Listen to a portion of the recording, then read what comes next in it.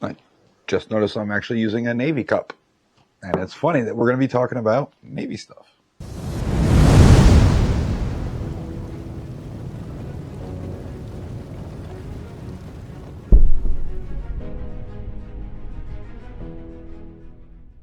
All right, everyone. Today we are talking about something that is absolutely insane. I know a lot of other YouTube channels have covered it, but this just goes to show you how out of control our government actually was. So I'm sure you've seen in the news that with Donald Trump now at the reins, that they are just ripping agencies apart. You've got Doge going in, just dismantling everything. And you know what? After we go over what we're about to discuss, you're going to be like, you know what? That's a good thing. But first, obviously, down in the description below is going to be a link to the merch store. Now, I'm not wearing any swag today except the hat. But they have this hat. They've got the dad hat, lots of t-shirts, sweatshirts, everything you're going to need. Of course, we got Patreon, locals. You can become a member here on YouTube and get some exclusive videos. At the very least, and it's absolutely free, just like the video, share it with your friends, throw a comment down. Let me know what you think about this whole thing. And if you're not subscribed, by all means, subscribe to the channel, hit that notification bell so you get notification every single time I put up a new video or go live, anything like that. All right, let's get into this. So we are heading all the way down to my old stomping grounds. We are literally going down to the Virginia Beach, Norfolk, Hampton Roads area. All right.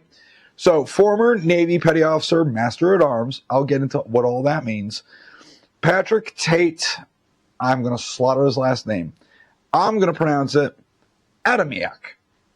There you go. I've heard a couple of different pronunciations. All right, so let's break it down. One, Navy, we all know what that is. Petty Officer, the rank. He was a first-class Petty Officer. Master at Arms. That is the Navy's version of basically a cop. All right? So in the Army and a couple of the other branches, you've got MPs. In the Navy, we have MAs. Okay? Shore Patrol is totally different, but that's not part of this. So what happened? All right, so Adamiak was one of Gunbroker's top 500 dealers.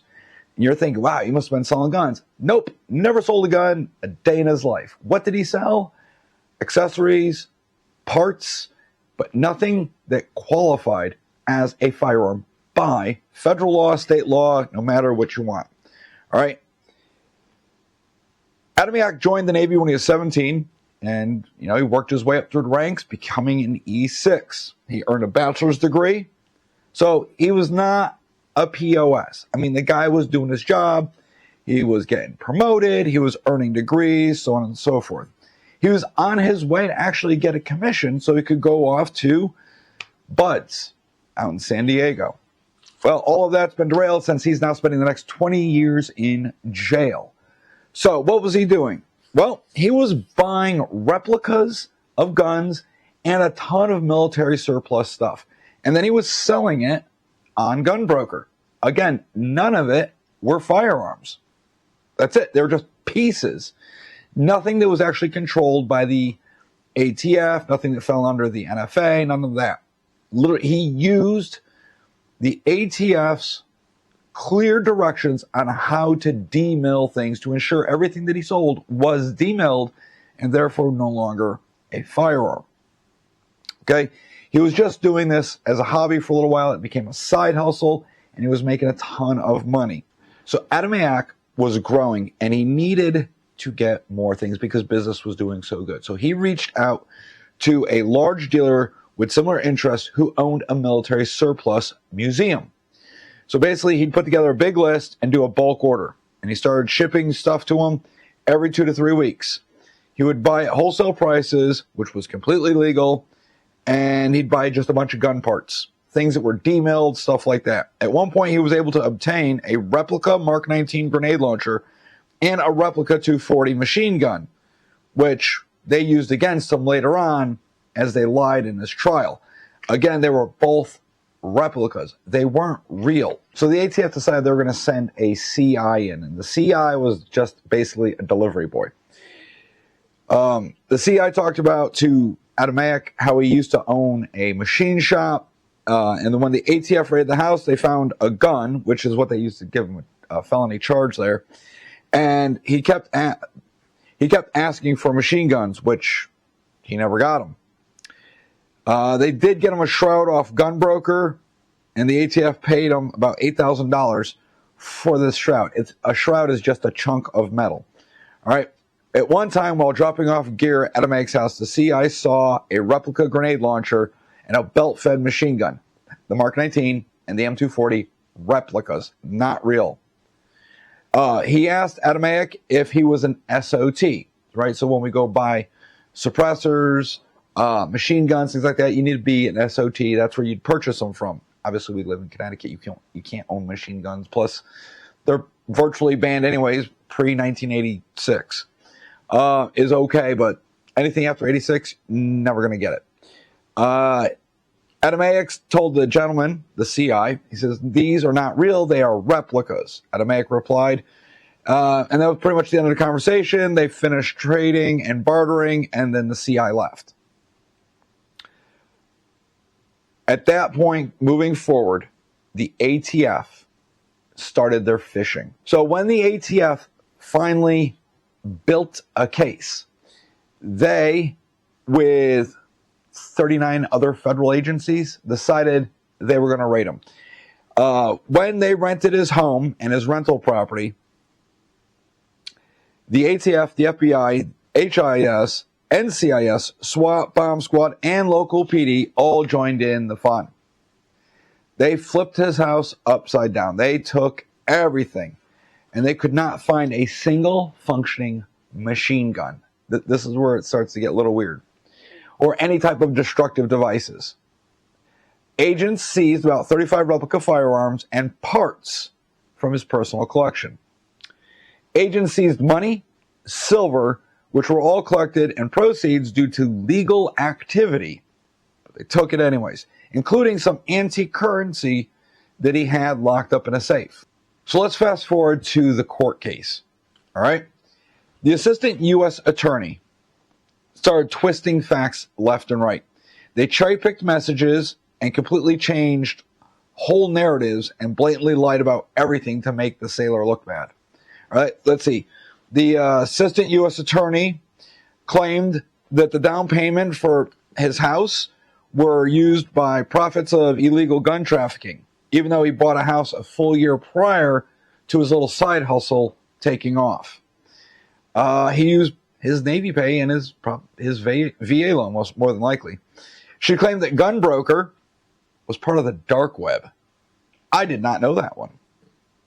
She said he used military training against him. She claimed he stole parts from the military despite the fact that he had a detailed record of every single transaction. She claimed his honest strategy of buying low and selling for a profit was just pure greed. She attempted to make him look like a neo-Nazi because he had his grandfather's World War II war trophies stored in a personal safe, some of which did have German markings on them. Throughout the trial, the ATF claimed that their CI had warned Adamayak about the illegal weapons that he had. Most worrisome was that replica 249, which can't even be chambered with a live round. It's totally fake. The ATF even admitted in the report that these were replicas. The judge even brought this up during sentencing, indicated that the U.S. attorney thought they were still real. Even though the judge brought it up, he goes, hey, according to this, they're fake. And the U.S. attorney goes, we think they're real. So what were all of his counts? Okay. Counts 1 and 2, which were concerned with a PPSH 41 or a Sten. I've seen them both. One report said it was the PPSH 41, and then other reports said it was a Sten. So what did he have? He had basically a replica. Nothing in it worked. It was not designed properly. It was just cast metal. Smoothbore barrel, Nothing could be chambered, etc. So what did the ATF do with this? Well, ATF did this. They sent it to their gunsmith, who then dismantled it and took real Sten parts and rebuilt a sort of functioning firearm. They couldn't actually get the magazine to fit because when they had to put the actual real Sten barrel in, they had to use electrical tape to ensure that it fit properly and had a good seal. But when they did that, it wouldn't accept a magazine. So what they did was, instead of inserting a magazine, they just put one round in the chamber, miraculously got it to go off, and charged them with having a machine gun. One round. Now, the original bolt carrier group that this replica had was non-functioning. What they did was they took that out, discarded it, and went into the archives and pulled out an actually real functioning bolt carrier group and put it in there, modifying it just enough to where it would actually work, even though it wouldn't work in its original state. But if we modify it, then yes. So there you go. They basically had to manufacture a working Sten in order to charge them with having a working Sten. Makes no damn sense. Counts 3 and 4 were considered, because he had an M203 and an M79 that were legally transferred by an FFL to him, but neither one of them had a 40 millimeter barrel affixed to them. All right, he did have 37 millimeter barrels for both, but at that point, they're not subject to the NFA because they're not 40 mic, they're 37 mil. If you're not sure what those are, the M203 is the grenade launcher that's under barrel of like the M16, M4, things like that. And then the M79 is Vietnam era grenade launcher. It's the one with the wooden stock. It break action, it opens up, you insert one, close it, boom. I'm sure you've seen them in movies, things like that. Counts 5 concerned 2 inner RPGs, which were missing all of their parts to make them functional, and actually had holes drilled directly into their chambers. So they're inoperable. Okay? That being said, let's see what the ATF did. The ATF raids his house, and they realized that he had no firearms or destructive devices. So the ATF shipped all of these off to the Firearms and Ammunition Technology Division, where in-house gunsmiths rebuilt the firearms into functioning guns. So when you demill a gun, you use a torch and you cut like the receiver in half, you slice and dice the barrel, so you have all these just chunks of metal. Even if you assemble them like a puzzle, because you use a torch, there's these big swaths of metal missing. Yes, you can rebuild these if you are a licensed manufacturer. But sometimes it's a bit sketchy because you have to fill that metal in by welding and doing a bunch of other things. It's one of the ways that, I'm sure all of you watch Brandon Herrera, his company rebuilds some of the AKs and other various things that they sell for his FFL, SOT, his manufacturing company, all that. They take demilled things and repair them. Okay, it is not that easy. I'm just letting you know. They sent all their stuff off and had professional ATF agent gunsmiths do this. And then, once that was done, charged him with having machine guns, even though they were just a bunch of parts. And they had to do extensive surgery on them to actually make them function. That's absolutely insane. And then they also took all those disabled RPG-7s that he had, you know, the ones that had missing parts and holes drilled in them. They welded up all the holes, rebuilt them, and installed their own firing mechanisms so they would actually work. And then they charged them with that.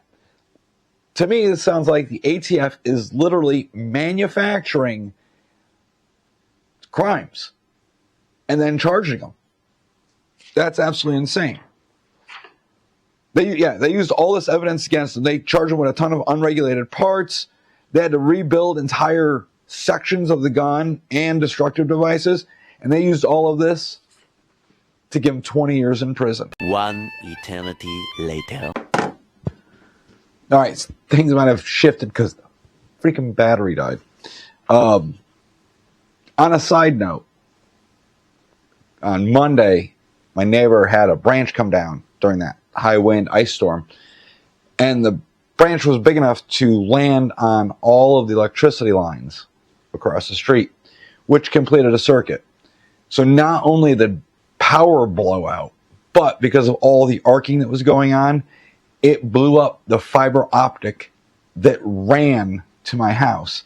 So we've gone 3 days with no internet. I mean, granted, we have 5G on our cells, but I can't upload on all that, trying to use a hotspot and all that. It was pretty brutal.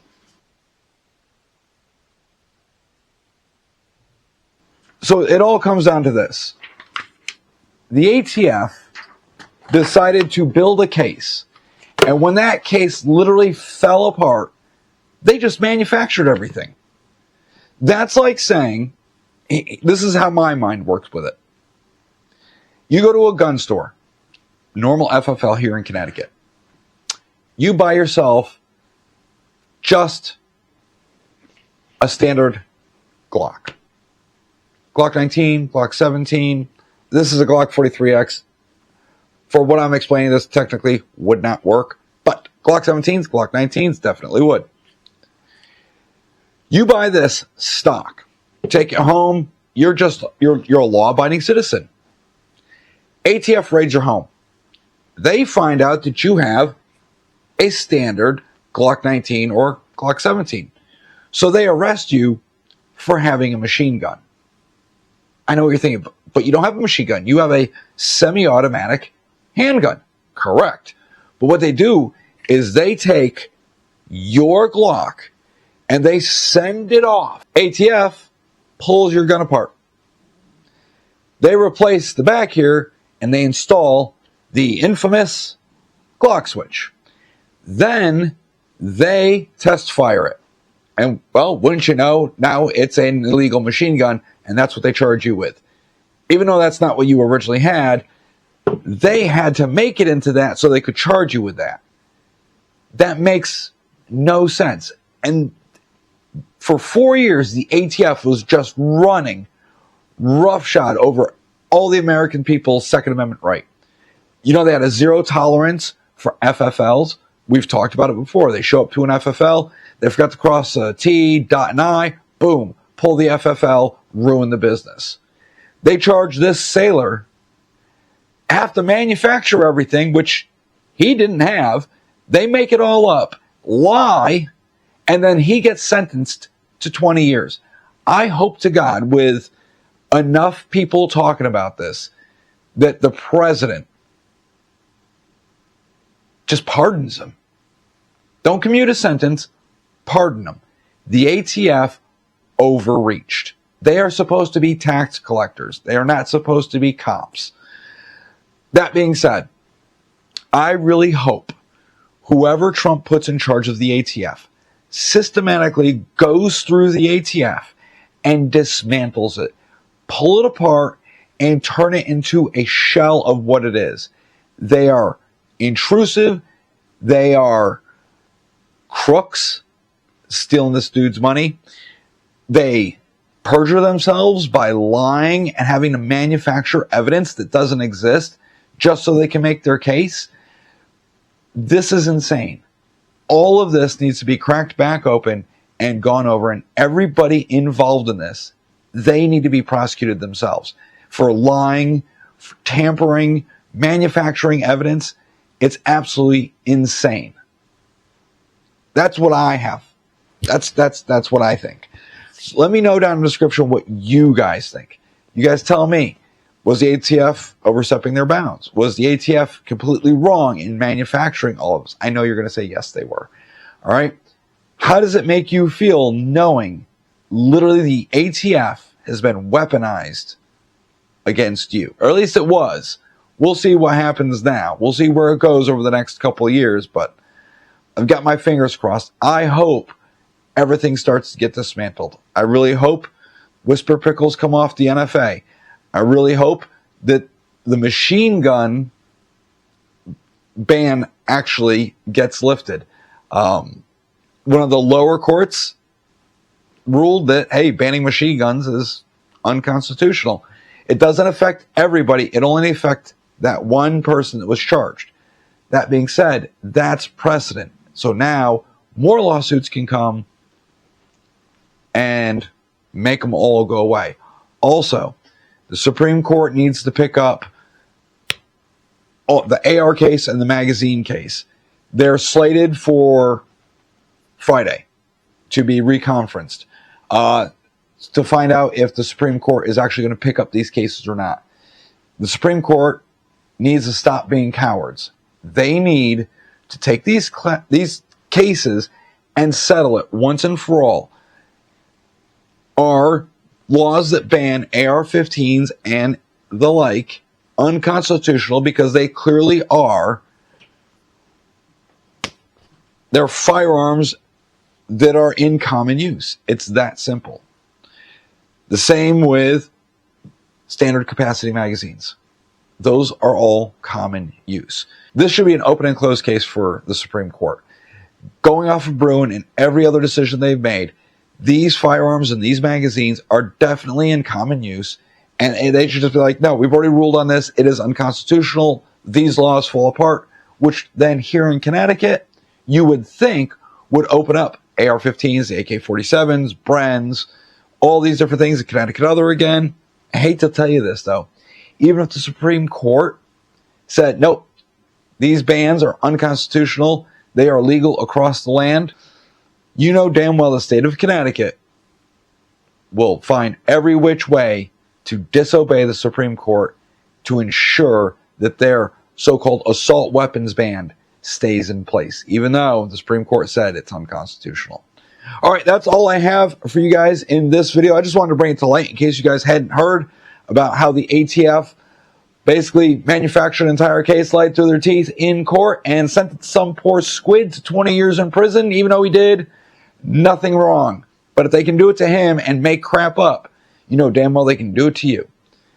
So I think it's time that all these alphabet agencies just get dismantled and go by the wayside. All right, I know he already did it with USAID. He's doing it with the, not